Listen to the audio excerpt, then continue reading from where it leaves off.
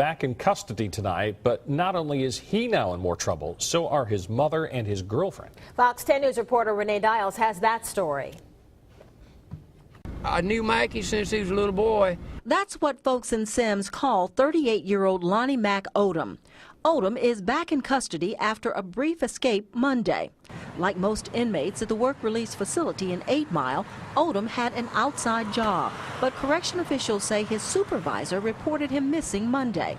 Odom was serving a 15-year sentence for a 2009 burglary conviction, but he was just months away from a parole hearing when he disappeared. Down this dirt road here in Sims is where authorities found Odom hiding at his mom's house. Family and friends are puzzled as to why Odom escaped in the first place.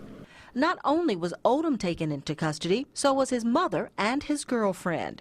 63-year-old Cecilia Odom and 37-year-old Starla Davis are both charged with permitting and facilitating escape.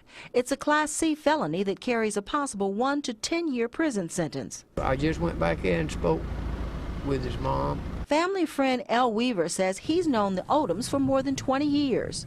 His mom said that she didn't know what happened. He just appeared over there at her house crying and said that he just couldn't take it no more.